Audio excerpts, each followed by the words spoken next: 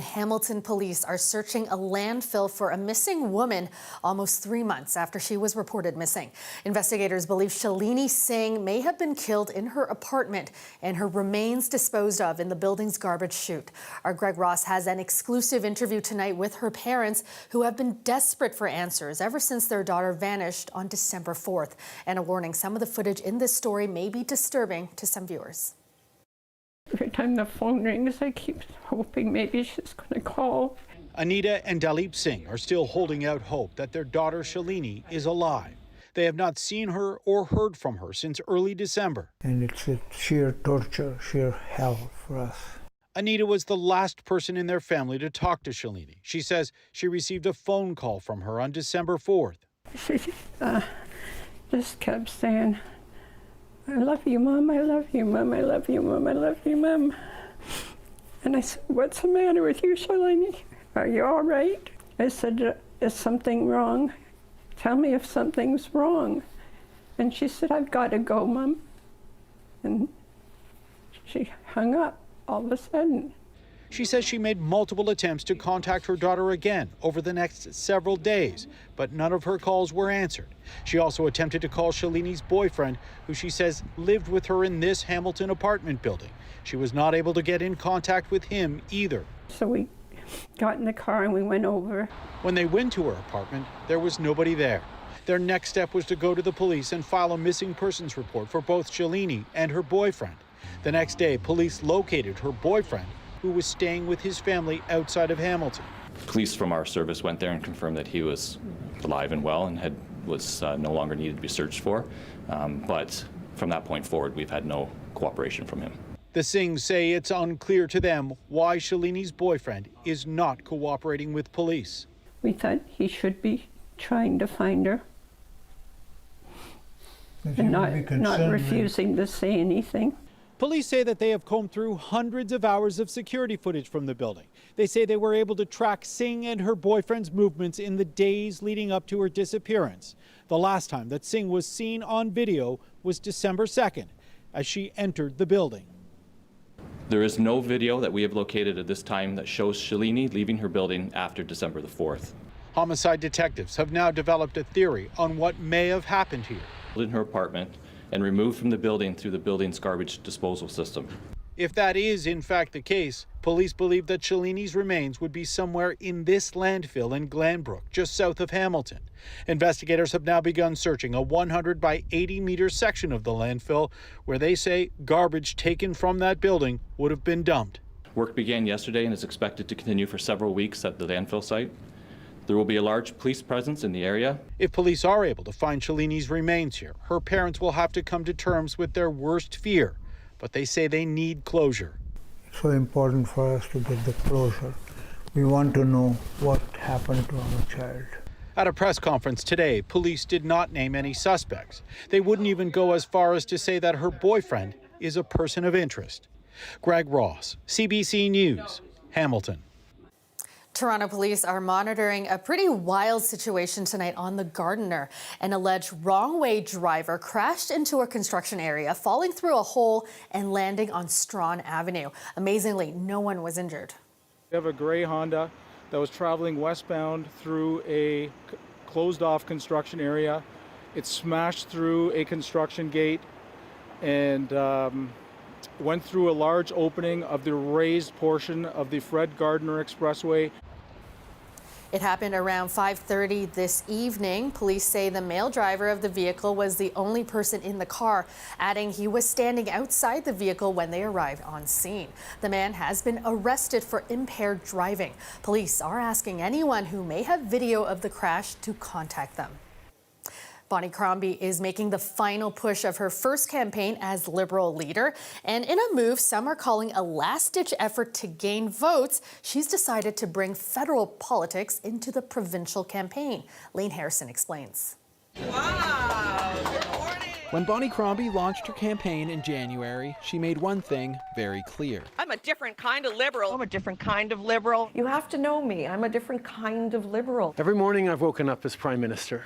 I've been inspired. Ontario's snap election call came just a month after this. I intend to resign as party leader, as Prime Minister. The federal Liberals faced a crisis in Ottawa and in popularity amongst Canadians. But if Crombie believes the polls, things have shifted. In the throes of a federal Liberal leadership race, the provincial party leader saying this. Mark Carney is a very decisive leader, an experienced leader, and this is a moment in time, and he is the right person for this moment in time. Crombie officially endorsing Carney in the federal leadership race, and the former central banker responding on X, thanking her and wishing her the best come election time. Crombie was asked if she considers that an endorsement back. I certainly do. The Carney team did not respond to CBC's request for a clarification. Asked repeatedly why the endorsement came so close to her own election time, Crombie didn't provide much insight. Clearly it's for, political reasons. I mean, she's seeing that his star is on the rise, and she wants to try to ride that wave and maybe latch onto his coattails. Throughout the election, Crombie has branded her campaign Team Bonnie and spoken out against federal Liberal policy. I wouldn't impose a carbon tax on people, not on consumers, not on farmers, not on family.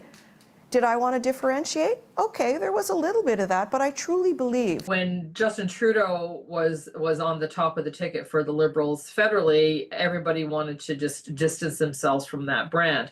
Now that Mark Carney has shown, at least in some polling, that he could take on the Conservatives and that he's, seems to be quite popular, she's probably trying to say, well, I'm just like him. That expert says if Crombie can't topple Ford on Thursday but reaches official opposition, it may be enough to justify her continued leadership.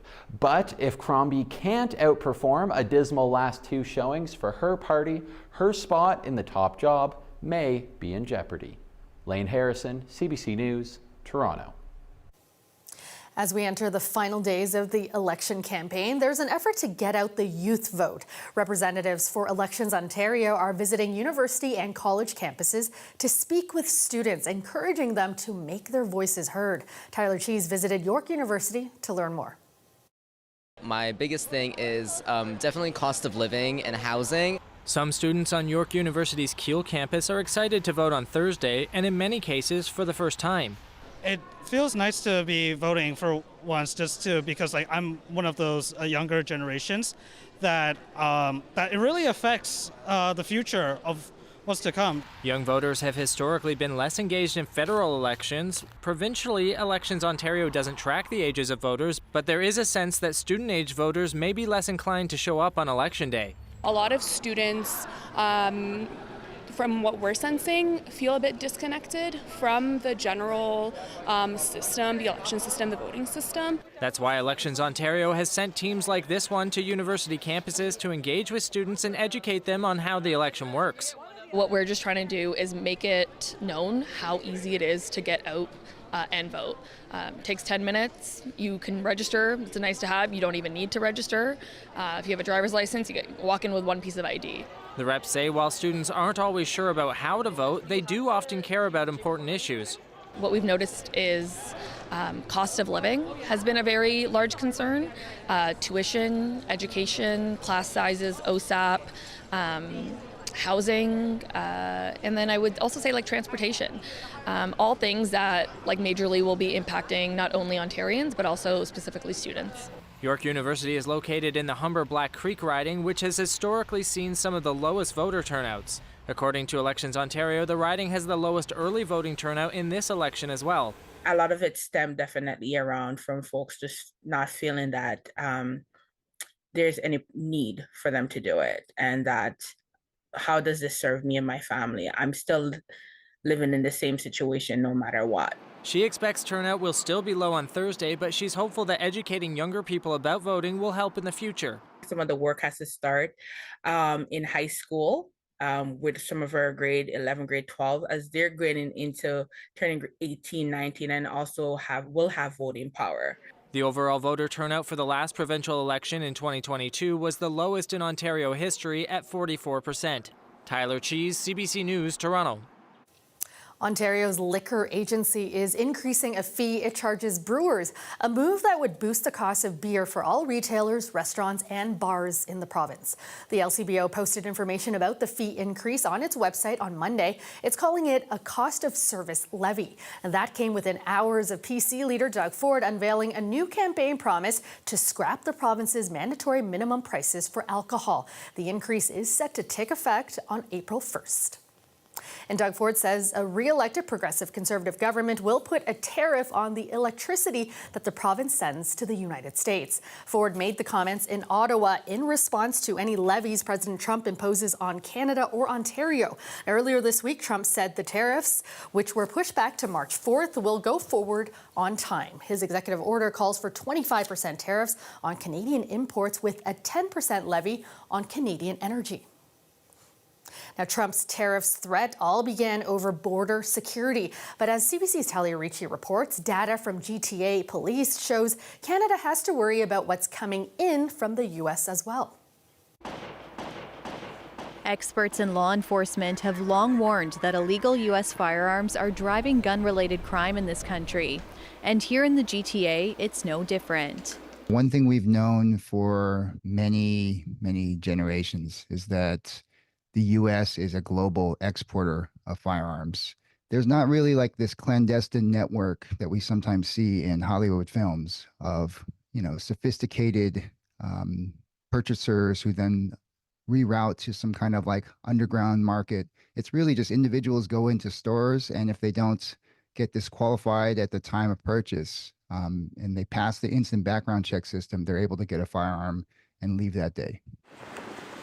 As Trump targets Canada with punishing tariffs over concerns about border security, data shows that most of the guns coming north are from the U.S.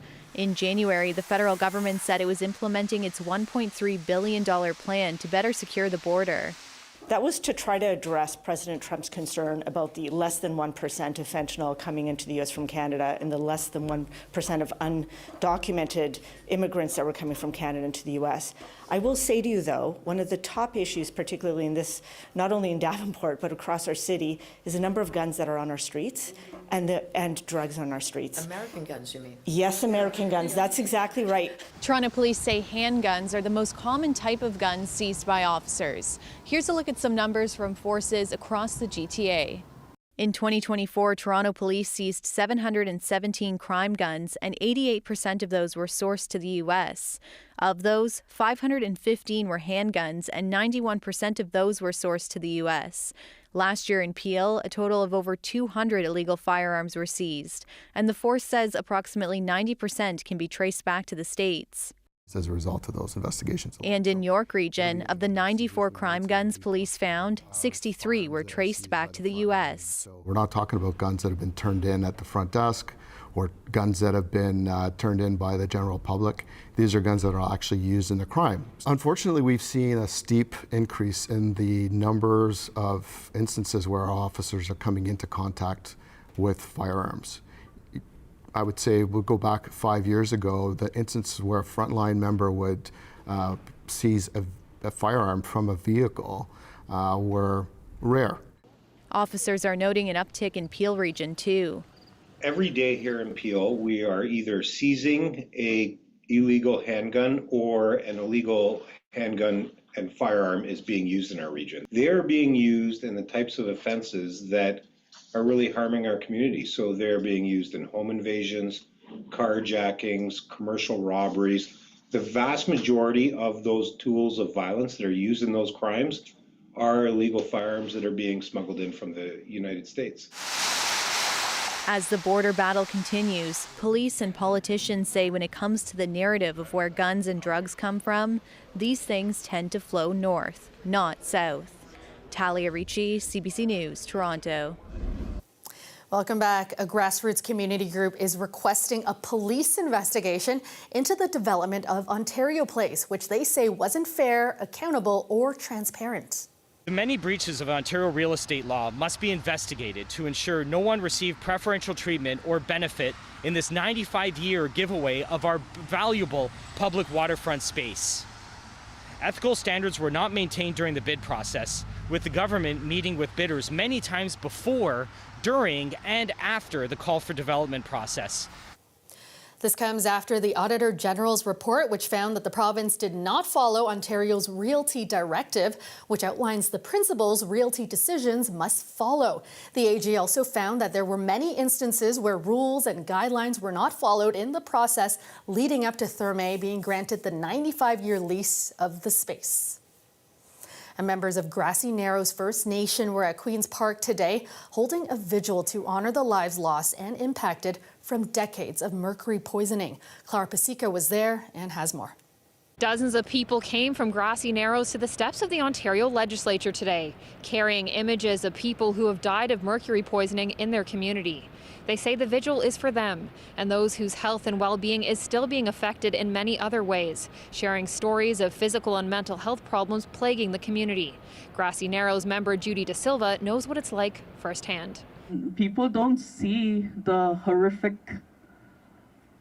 tragedy that we live with every day in our community.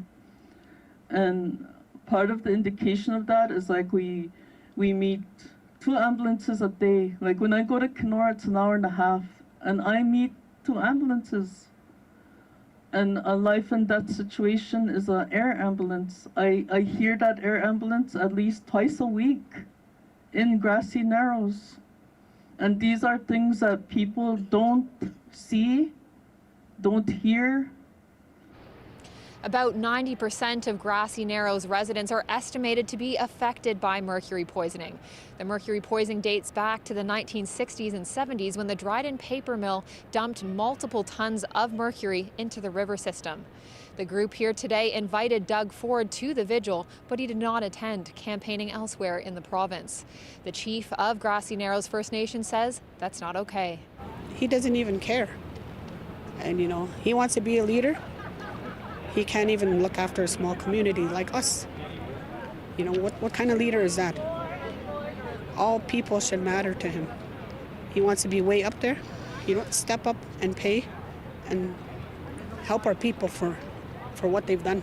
The group is calling on the mill to be shut down and for the Ontario government to better compensate victims for decades of harm. The First Nation is also suing both the federal and provincial government for failing to protect their treaty rights and clean up the river. Clara Pasica, CBC News, Toronto. A Scarborough community hub is celebrating change makers from the Malvern neighborhood, hosting their second Malvern Made event today. We want people to be inspired and to see the positive news coming out of Malvern. Too often we only see the news out of Malvern that's negative. Something has happened that's bad in the community. There's amazing positive change that's taking place right here at Malvern. MFRC plays a small role in that, and we want people to be aware and to celebrate that with us. This year's event features speakers from the community ranging from the arts and media to sports and business, including 2-time Olympian and now basketball coach Tamara Tatham. Malvern's a community place. It's a space where you can find who you are and excel if you stick to what you believe you can do. But I think it's like anywhere else you're from. You got to know what you want to do and you got to go with it full force. So if you focus on the immediate things that are right in front of you and the things that can grow you and inspire you, that's all it really takes. The Malvern Family Resource Centre launched the Malvern Made initiative last year. The community hub serves more than 16,000 members across Scarborough every year, offering programming and services to address pressing issues in the community.